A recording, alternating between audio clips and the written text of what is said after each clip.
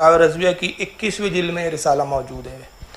ایک عالم صاحب تھے اس زمانے میں اعلیٰ حضرت کے، جن کا نام مولوی عبدالرحیم خان صاحب تھا۔ انہوں نے اعلیٰ حضرت سے سوال کیا ہے، اصل میں کتاب کا پس منظر ہے، اور اعلیٰ حضرت سے سوال انہوں نے یہ کیا کہ اگر ایک شخص ہے اور وہ حضور صلی اللہ علیہ وسلم کی اس نے ایک تصویر بنا رکھی ہے، اور تصویر اس قسم کی بنائی ہے کہ براق ہے، سرکار براق پہ سوار ہے، جبریل علیہ السلام کی بھی اس میں شکل ہے کہ جبریل علیہ السلام اس براق کی رسی کو تھامے ہوئے ہیں، حضور براق پہ سوار ہیں، اور منظر ایسا ہے کہ گویا حضور براق کے اوپر سوار ہو کے معراج کے لیے تشریف لے جا رہے ہیں۔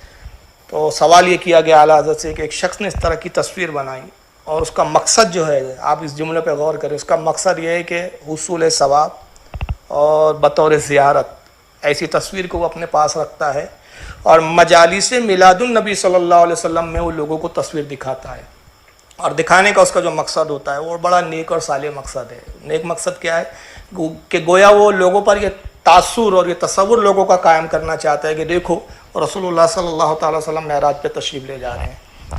تو پوچھا گیا کہ کیا اس کا یہ فعل، اس کا یہ کام جائز ہے یا نہیں؟ قربان جائیے اعلیٰ حضرت کی ذات پر، میرے امام پر، جب جواب دینا شروع کیا اس سوال کا، رسالے کی شروعات کہاں سے کی ہے؟ جواب جن جملوں سے آپ نے شروع کیا ہے نا، اسے پڑھنے کے بعد مجھے ایسا احساس ہوتا ہے کہ گویا اعلیٰ حضرت کی نگاہ آنے والے اس دور کو دیکھ رہی ہے کہ فعل ناجائز کو ثواب اور دین کی خدمت کی آڑ میں کیسے حلال ٹھہرایا جائے گا۔ چنانچہ امام کیا فرماتے، ذرا جملے سنیں، بس یہاں سے جواب شروع ہوتا ہے۔ کہتے اللہ عز و جل پناہ دے ابلیس لعین کے مقائد سے کہ اس کا سخت تر قید یہ ہے کہ آدمی سے حسنات کے دھوکے میں سیئات کراتا ہے اور شہد کے بہانے زہر پلاتا ہے، والعیاذ باللہ رب العالمین۔ میں عبارت کو آسان کر کے بتا دیتا ہوں کہ کہہ رہے کہ اللہ کی پناہ چاہتا ہوں میں ابلیس لعین مردود سے، کہ اس کے مکائر یعنی اس کی مکاریوں میں سے، جو ابلیس بندے کے ساتھ مکاریاں کرتا ہے، فریب کرتا ہے، اس کی مکاریوں میں سے سب سے سخت تر جو مکاری ہے، اس کا جو سب سے بڑا سخت تر دھوکہ اور فریب ہے، وہ یہ ہے کہ آدمی سے حسنات یعنی نیکی کے بہانے، نیکی دکھا کر، نیکی ظاہر کر کر اس کے دھوکے میں سیئات کراتا ہے، یعنی گناہ کے کام کرواتا ہے۔ آدمی کو ظاہر ایسے کرواتا ہے کہ گویا وہ سمجھتا ہے میں نیکی کا کام کر رہا ہوں، لیکن حقیقت میں وہ کیا ہوتا ہے؟ گناہ کا کام ہوتا ہے۔ یہ اس کا فریب ہوتا ہے ابلیس کا، اور شہد کے بہانے زہر پلاتا ہے۔ کہتا ہے دیکھو یہ شہد ہے، اس میں لذت ہے، مٹھاس ہے، چاشنی ہے، فائدہ ہے۔ شہد میں فائدہ ہوتا ہے نا، فائدہ بتاتا ہے، لیکن حقیقت میں ہوتا ہے وہ زہر۔ یہ اعلیٰ حضرت کے جملے کیا آپ کو نہیں سمجھ میں آ رہے ہیں؟ کیا اس کی گہرائی میں آپ غور کر کے نہیں سمجھنے کی کوشش کریں گے کہ اعلیٰ حضرت کیا کہنا چاہ رہے ہیں؟ ضروری نہیں ہے کہ جو کام ظاہراً ہمیں اچھا دکھے تو وہ اچھا ہی ہو، ہمیں دیکھنا چاہیے کہ شریعت اس کے بارے میں کیا کہتی ہے۔ تو بہرحال میرے عزیز، میں نے ایک جلیل و قدر فقیہ صحابی یعنی حضرت عبداللہ ابن مسعود رضی اللہ تعالیٰ عنہ کا فرمان، اور اپنے وقت کے، اپنے زمانے کے ایک عظیم مجدد یعنی اعلیٰ حضرت امام احمد رضا محدث بریلوی علیہ رحمۃ الرضوان کا قول اختصار کے ساتھ آپ کے سامنے پیش کر دیا ہے۔ آپ ویسے بہت سمجھدار ہیں الحمدللہ، مجھ جیسے کہ خیالات، رائے، سوچ، اس کو سب دیوار پر پھینک ماریے آپ، ان کی کوئی اہمیت نہیں ہے، اور ان بزرگان امت کے فرمان کو اپنی زندگی میں مشعل راہ بنائیے۔ آپ یہ بات اچھی طرح سے جانتے ہیں کہ اگر کوئی نبی کریم صلی اللہ تعالی وسلم کا فرمان بیان کرتا ہے، آقا کی حدیث بیان کرتا ہے، اور بیان کرنے والا فاسق ہے، فاجر ہے، تو ہمارے معتمد علماء اہل سنت، محدثین اکرام، ہمارے شارحین اکرام، یہ ہماری علماء کی جماعت جن پہ دین کی اساس ہے، ان کا اس پر اتفاق ہے کہ اس فاسق کی روایت پر، جبکہ وہ رسول کی حدیث بیان کر رہا ہے، مگر چونکہ وہ خود فاسق و فاجر ہے، تو اس کی روایت پر دھیان نہیں دیا جائے گا، اس کی روایت قبول نہیں کی جائے گی، اور اس کی روایت پر موضوع، ضعیف، من گھڑت اس قسم کے جملوں میں حکم لگا کر اسے ماننے سے انکار کر دیا جائے گا۔ ذرا آپ غور کریں کہ پھر حدیث رسول جب نہیں مانی جا رہی ہے کہ بیان کرنے والا فاسق ہے، تو فساق اور فجار کے ڈرامے کب ہمارے لیے سند اور دلیل ہو سکتے جناب؟ چھ جائے کہ ہمارے اہل علم اس کی تائید کرے، الامان والحفیظ، اللہ کی پناہ۔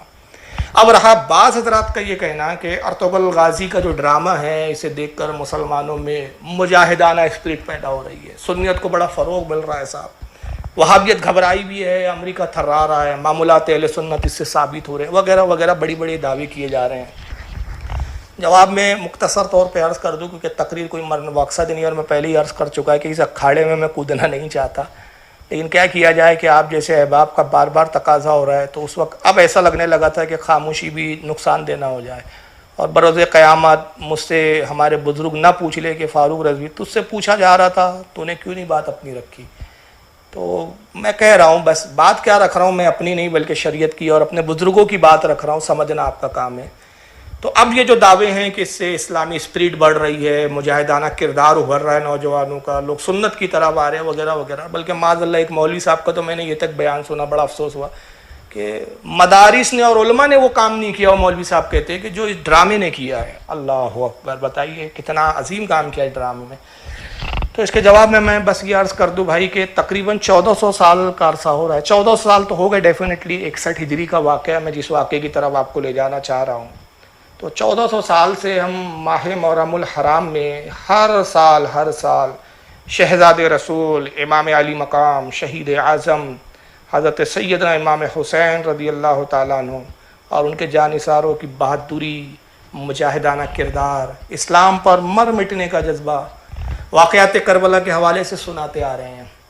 اگر صدیوں سے یہ سلسلہ چل رہا ہے, اگر صدیوں سے شہزاد رسول کی مجاہدانہ تاریخ ہماری قوم کو اگر نیند سے بیدار نہیں کر سکتی تو پھر خدا کی قسم ارطغرل غازی کا ڈرامہ ہماری خواب خرگوش کی نیند میں سوئی بھی قوم کو بیدار نہیں کر سکتا. جناب جب شہزاد رسول کی اگر یہ قربانیاں جو ہر سال سنائی جا رہی ہے جگہ جگہ, یہ اگر ہماری زندگی میں انقلاب نہ لا سکی تو ارطغرل غازی کا ڈرامہ کیا انقلاب پیدا کرے گا. اور رہا سنیت کے فروغ کا معاملہ, وہ تو میں بھی مشاہدہ کر رہا ہوں. اب سنی عوام ہی نہیں, ہمارے اہل علم بھی اس ڈرامے کو لے کر 2 خانوں میں بٹ چکے ہیں. اب اس سے زیادہ سنیت کا اور کیا فروغ ہوگا. اور یہ سوال کہ اس ڈرامے سے معمولات اہل سنت کا ثبوت مل رہا ہے, لوگوں کو سمجھ میں آ رہا ہے کہ بھائی نظر و نیاز کیا ہوتی ہے, علم غیب رسول کو ماننا کیا ہوتا ہے وغیرہ وغیرہ, آپ کو سب پتہ ہے, مجھے تفصیل میں جانے کی ضرورت نہیں. تو عرض کروں کہ ظاہر ہے اب معمولات اہل سنت کے لیے قرآن, حدیث, ائمہ کے فرمان نہیں ہے اب ہمارے پاس, بلکہ اس ارطغرل غازی کے ڈرامے کو بطور سند پیش کیا جائے گا اب, اور اسی کو پیش کیا بھی جا رہا ہے. اب اس سے زیادہ اور کیا فروغ سنیت چاہیے جناب آپ کو. جناب جاوید بھائی, اس موقع پر ایک بات کہنے کا بڑا جی چاہ رہا ہے, اور وہ یہ کہ یقیناً اس وقت ہمارے بزرگوں کی روحیں اپنی قبروں میں بے چین ہو رہی ہوں گی اور زبان حال سے کہہ رہی ہوں گی کہ ہم نے اپنے اسلاف کی تاریخ اس لیے لکھی تھی کہ وہ پڑھی جائے. جملہ پھر سن لے میرا ایک بار, کہ ہمارے بزرگوں کی روحیں پکار کے کہہ رہی ہے اپنی قبروں میں کہ ہم نے جو اپنے اسلاف کی تاریخیں لکھی وہ اس لیے لکھی تھی کہ وہ پڑھی جائے, اس لیے نہیں لکھی تھی کہ وہ فلمائی جائے, اس کو ڈرامائی انداز میں ڈرامہ بنا کے پیش کیا جائے. اس لیے ہم نے کتابیں نہیں لکھی تھی. ہمارے بزرگوں نے اپنے اسلاف کی تاریخیں لکھی اور اس لیے لکھی کہ اس تاریخ کو پڑھ کر مسلمانوں میں مجاہد اور غازی پیدا ہو.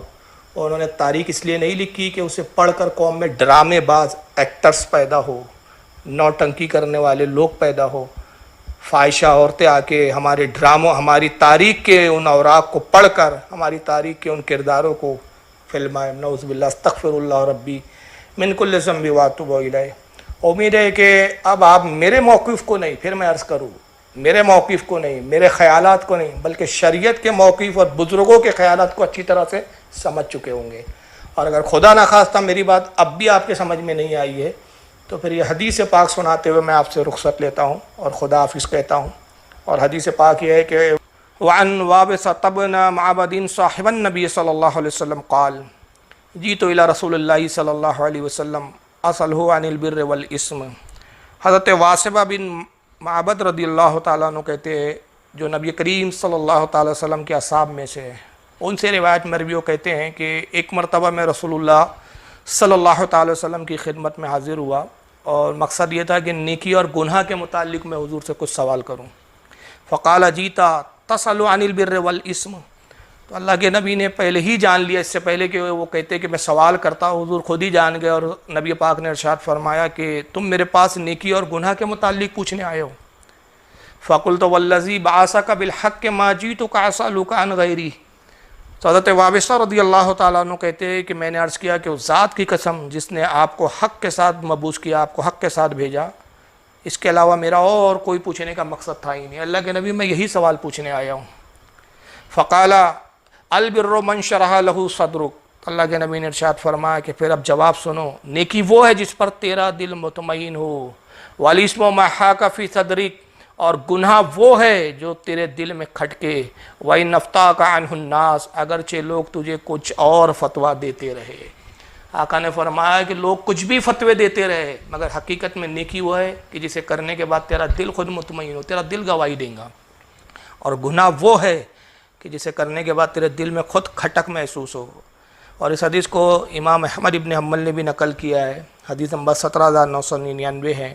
امام دارمی لائے ہیں اس کو اپنی سنن میں حدیث نمبر 2576 کے تحت۔ امام بخاری نے اس کو اپنی تاریخ الکبیر میں نقل کیا، جلد نمبر 1 صفحہ 144 حدیث نمبر 432۔ امام ابو یعلا لائے ہیں اس کو مسند ابی یعلا میں، جلد 3 صفحہ 161 حدیث نمبر 1586۔ امام طبرانی نے بھی اس کو لکھا، معجم الکبیر جلد 22 صفحہ 148 حدیث نمبر 402۔ امام بہقی نے اس کو دلائل النبوت میں لایا، جلد 6 صفحہ 292۔ اور امام ابن رجب حنبلی نے اس کو جامع العلوم والحکم میں لایا، جلد نمبر 2 صفحہ 54 کے تحت۔ اور ایک حدیث اور ہے، ابھی ذہن میں آ رہی ہے لیکن اس کا متن ابھی میرے پیش نظر نہیں ہے، ورنہ میں عربی متن سے سنا تھا، لیکن بہرحال ترجمہ سن لیجئے کہ آقا نے فرمایا کہ اپنے دل سے فتویٰ پوچھ، تیرا دل سب سے بڑا مفتی ہے۔ اللہ تعالی ہم سب کو بزرگوں کے نقش قدم پر چلنے کی توفیق عطا فرمائے، اور ہر زمانے کے اٹھنے والے فتنوں سے ہماری حفاظت فرمائے۔ والسلام علیکم ورحمۃ اللہ تعالی وبرکاتہ، واللہ اعلم ثم رسول عالم۔